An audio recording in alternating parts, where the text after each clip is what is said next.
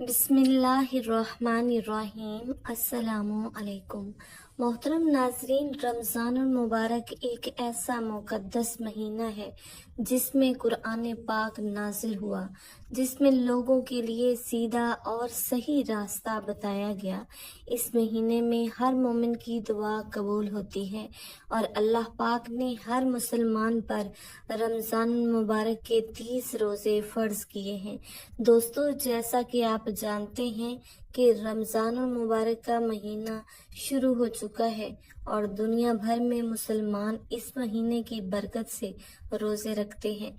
लेकिन क्या आप जानते हैं कि रमज़ान मुबारक के रोज़े मुसलमानों पर कब फ़र्ज़ किए गए? क्या रमज़ान मुबारक के रोज़े सिर्फ इस उम्मत के लिए हैं या पहली उम्मतों पर भी फ़र्ज़ थे? हज़रत आदम अलैहिस्सलाम, हज़रत नूह अलैहिस्सलाम और हज़रत मूसा अलैहिस्सलाम किस तरह रोज़े रखते थे? क्या आप जानते हैं कि हज़रत दाऊद अलैहिस्सलाम का रोज़ा रखने का तरीका सबसे अलग था? आखिर वो कैसे रोज़े रखते थे?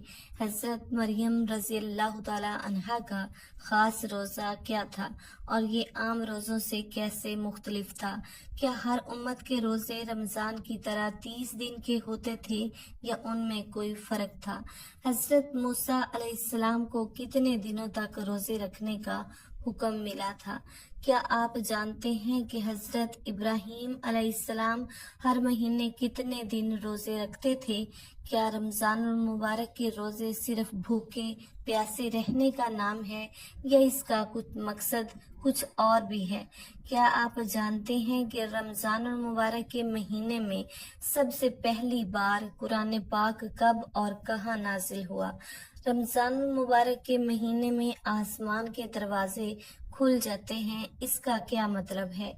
क्या आप जानते हैं कि यहूदी और ईसाई कौम भी रोज़े रखती थी, लेकिन उनका तरीका क्या था?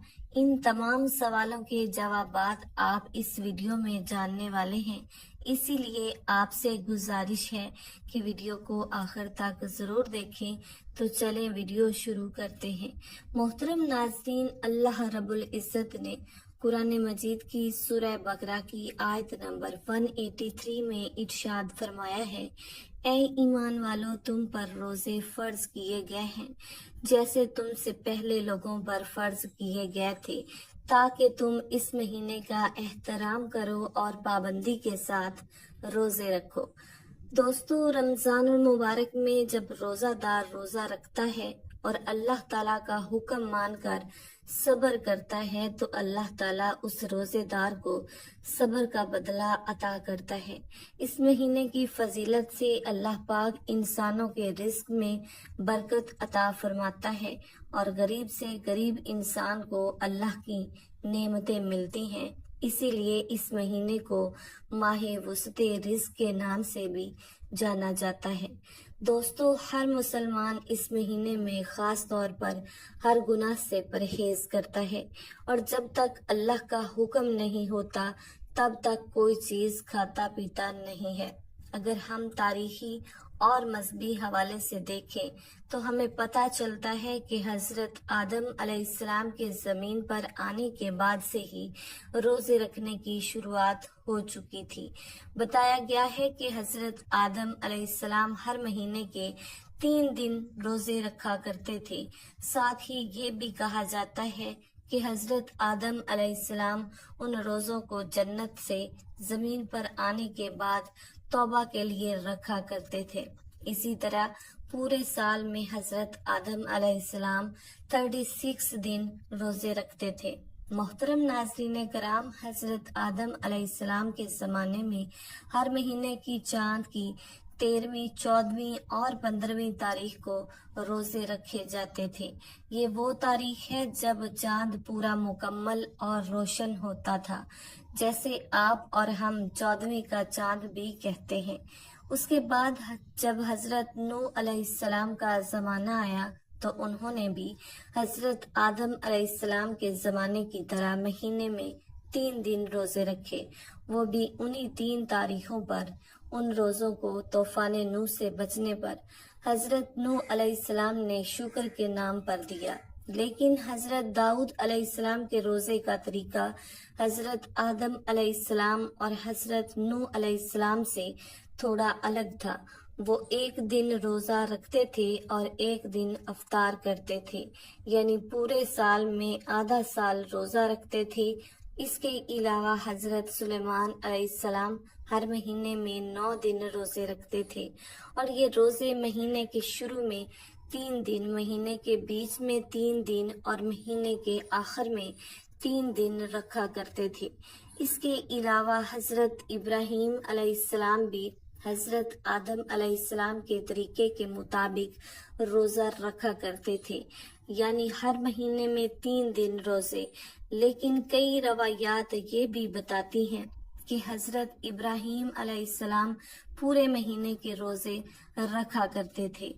حضرت موسیٰ علیہ السلام کے روزوں کا طریقہ سب سے الگ تھا۔ حضرت موسیٰ علیہ السلام کو اللہ رب العزت نے لگاتار 3 مہینے روزے رکھنے کا حکم دیا تھا، اور ان روزوں کے فضل سے وہ اللہ سے ملاقات کریں گے اور ہم کلام ہونے کا شرف حاصل کریں گے۔ اور جب 3 مہینے روزے رکھنے کے بعد اللہ تعالیٰ سے ہم کلام کا دن آیا تو حضرت موسیٰ علیہ السلام کو یہ بات پسند آئی کہ اتنا دن روزے رکھنے کے وجہ سے میں اپنے منہ کی بو کے ساتھ اللہ تعالیٰ سے ملاقات کروں گا۔ اسی لیے انہوں نے ایک درخت کی شاخ توڑی اور اس سے مسواک کر لی، لیکن اللہ تعالیٰ کے حکم میں دخل اندازی کرنے کی وجہ سے انہیں 10 دن کے روزے اور رکھنے کا حکم دیا گیا۔ محترم ناظرین کرام، قرآن مجید میں حضرت مریم رضی اللہ تعالی عنہا کے روزوں کے بارے میں بھی بتایا گیا ہے۔ حضرت مریم رضی اللہ تعالی عنہا کا روزہ کسی کے ساتھ بات چیت نہ کرنے کا تھا، یعنی خاموشی اختیار کرنے کا۔ دوستو، قرآن مجید کی سورہ بقرہ کی آیت نمبر 83 میں حضرت آدم علیہ السلام سے لے کر تمام انبیاء اور پھر امام الانبیاء حضور پاک صلی اللہ علیہ وآلہ وسلم تک تمام امتوں کو جوڑتی ہے، جیسے کہ ہر امت کے لیے نماز کا حکم دیا گیا تھا، اسی طرح ہر امت پر روزوں کو بھی فرض بتایا گیا ہے۔ پچھلی امتوں کے روزے حالات کے مطابق آج کی امت سے الگ تھے۔ روزوں کی تعداد اور یہ کب، کس وقت، کس حال میں رکھے جائیں گے، ان تمام چیزوں میں آج سے فرق تھا۔ رمضان المبارک کے روزے دوسری امتوں پر فرض نہیں تھے، لیکن حضرت محمد مصطفیٰ صلی اللہ علیہ وآلہ وسلم کی امت پر رمضان المبارک کے روزے ہجرت کے 1.5 سال بعد 10 شعبان المعظم سن 2 ہجری کو مدینہ منورہ میں فرض ہوئے۔ محترم ناظرین، اللہ پاک نے فرمایا ہے کہ ماہ رمضان المبارک وہ مہینہ ہے جس میں قرآن نازل کیا گیا، جو لوگوں کی ہدایت کرنے والا ہے۔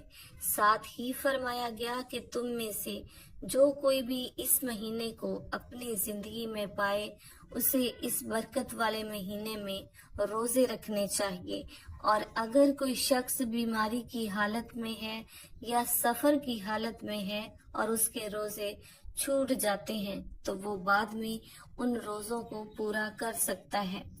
پیارے دوستو، اللہ پاک نے ہمیں ہر چیز میں آسانی دی ہے۔ اس کا ارادہ ہمارے ساتھ آسانی برتنے کا ہے، سختی کا نہیں۔ ہمیں اس مہینے میں روزے رکھنے چاہیے، اور اگر کبھی کوئی روزہ کسی وجہ سے چھوٹ جائے تو اسے بعد میں پورا کر لینا چاہیے۔ ہمیں اللہ تعالیٰ کی اس ہدایت پر شکر ادا کرنا چاہیے۔ محترم ناظرین کرام، یہ بھی جان لیں کہ حضور اکرم صلی اللہ علیہ وآلہ وسلم کی امت سے پہلے یہود اور نصارہ 10 محرم یعنی یوم عاشوراء کا روزہ بڑے احترام کے ساتھ رکھا کرتے تھے۔ اسی طرح ہر مہینے کی 13ویں، 14ویں اور 15ویں چاند کی تاریخ کو امت روزوں کو بہت احترام کے ساتھ رکھتی تھی۔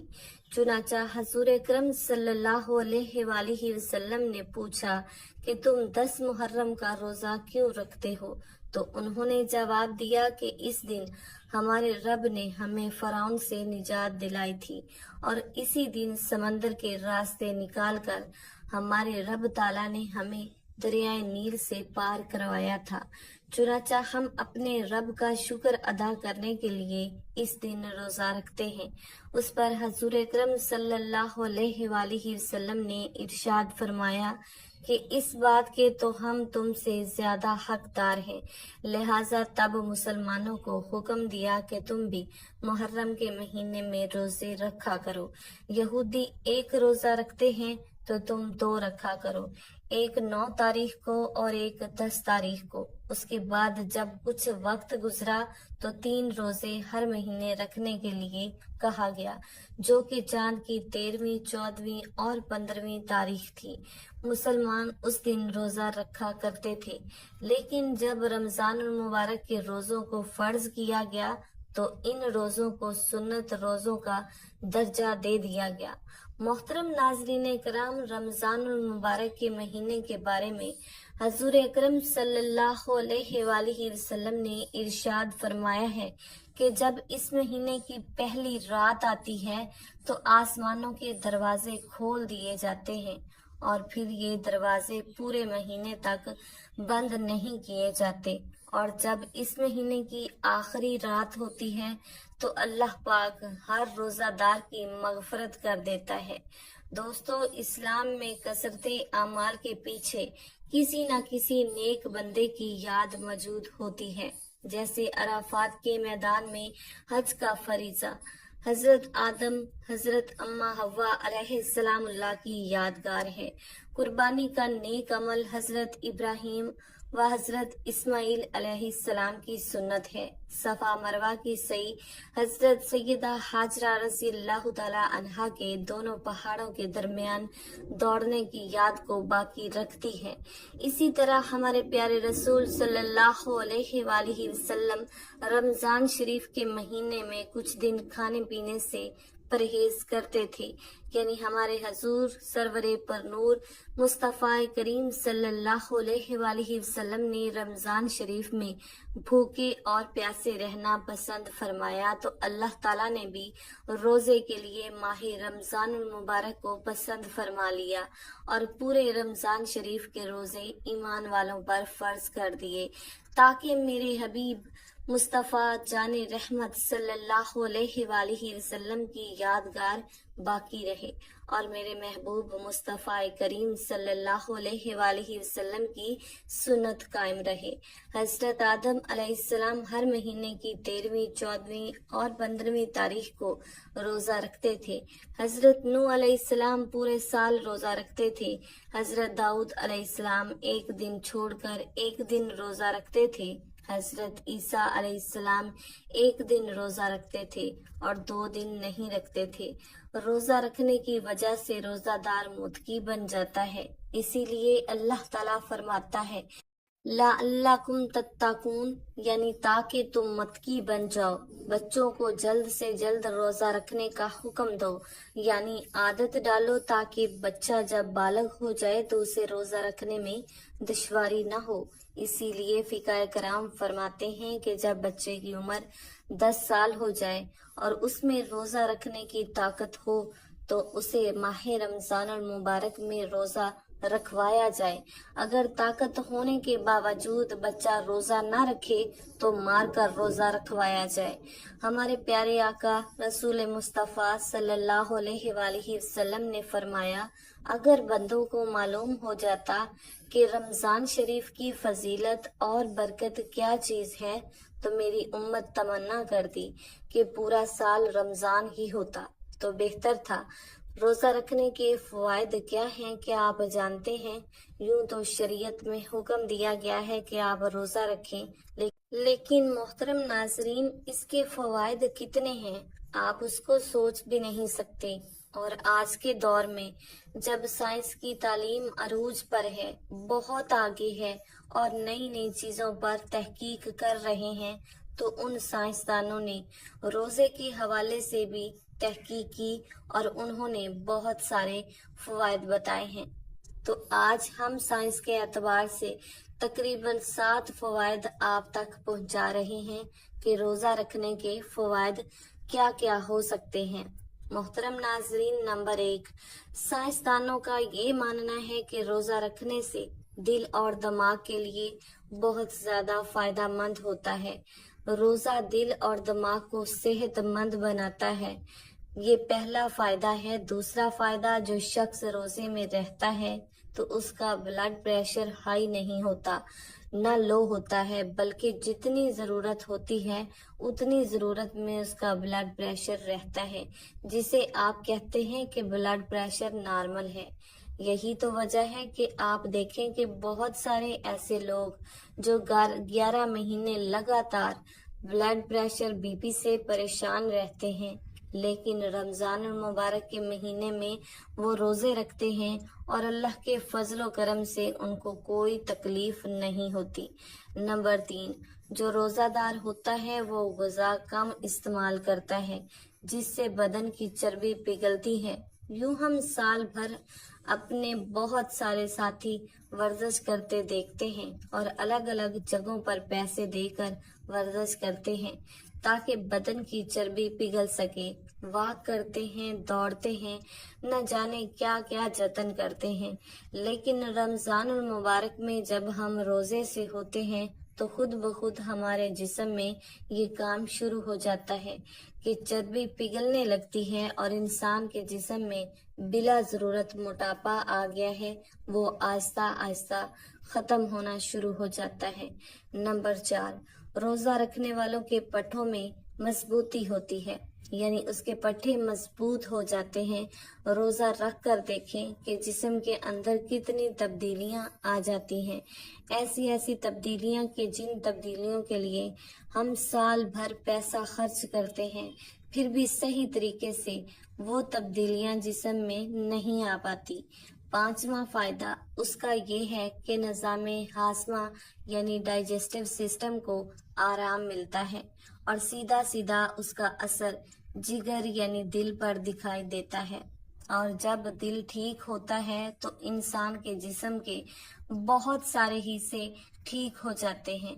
नंबर 6, रोजादार के लिए यानी जो रोजा रखता है उसके फेफड़े बराह रास्त खून को साफ कर देते हैं, और जब रोजादार होता है, जब ये हमारा फेफड़ा जो होता है ये खून को साफ करता है और उसमें खून जम जाता है, तो जब हम रोजा रखते हैं तो खून की सप्लाई बहुत कम होती है, और जब खून की सप्लाई कम होती है तो फिर फेफड़े में जो खून जम रहा होता है वो आहिस्ता आहिस्ता पिघलता है, तो इसी तरह वो जमा हुआ खून बिल्कुल साफ कर देता है। यानी रोजा रखने की वजह से हमारा फेफड़ा बिल्कुल साफ हो जाता है। नंबर 7, खून में गुज़ाई मादे कम हो जाते हैं। जब हम रोजा रखते हैं तो खून में गुज़ाई मादे कम हो जाते हैं, तो फिर ऐसी सूरत में क्या होता है? होता ये है कि हमारे जिस्म में जो हड्डियां होती हैं, हड्डियों के अंदर जो गोदा पैदा हो जाता है, तो वो गोदा खुद ब खुद हरकत में आ जाता है, तो इंसान के जिस्म को ताकत मिलती है, इंसान के जिस्म को कुव्वत मिलती है और इंसान की हड्डियों को मजबूती मिलती है। इसी तरह जब इंसान की हड्डियां मजबूत होती हैं तो उसका पूरा जिस्म मजबूत हो जाता है। तो इसके अलावा साइंसदानों ने बहुत सारे और भी फायदे बताए हैं। तकरीबन हमने 7 फवायद आपके सामने रखे हैं कि आपके जिस्म को कितना फायदा मिलता है अगर आप रोजा रखते हैं। मेरी आपसे दरख्वास्त है कि इस वीडियो को बार बार सुनकर समझें, अपने दोस्तों को भी शेयर ज़रूर करें और रोज़ा रखने की पाबंदी ज़रूर करें। अल्लाह ताला से दुआ है कि वो हमें रमज़ान और मुबारक के महीने में ज़्यादा से ज़्यादा इबादत करने और रोज़ा रखने की तौफीक अता फरमाए और हमें बुराइयों से दूर रखे और हमारे तमाम गुनाहों को माफ़ फरमा दे और हम सब के साथ आराम और सुकून का मामला फरमाए, और अल्लाह पाक हमें कहने सुनने से ज़्यादा अमल करने की तौफीक अता फरमाए। آمین سم آمین۔ امید کرتے ہیں کہ ویڈیو آپ کو اچھی لگی ہوگی۔ ویڈیو پسند آئی ہو تو اس ویڈیو کو لائک اور شیئر ضرور کیجیے گا۔ ساتھ ہی اس طرح کی اور ویڈیوز دیکھنے کے لیے ہمارے چینل کو سبسکرائب بھی کر لیجیے گا۔ دعا ہے کہ اللہ تعالی ہمیں رمضان المبارک کی خیر و برکتوں اور رحمتوں سے مالا مال فرمائے۔ میرا سنانا اور آپ کا سننا اپنی پاک بارگاہ الہی میں قبول و منظور فرمائے، آمین۔ ناظرین، گزارش ہے کہ اللہ تعالیٰ کی 99 ناموں میں سے کوئی ایک نام لکھ کر کومنٹ باکس میں ضرور شیئر کر دیں۔ اللہ تعالیٰ ہم سب کا حامی و ناصر ہو، آمین۔ جزاک اللہ خیرا کثیرا۔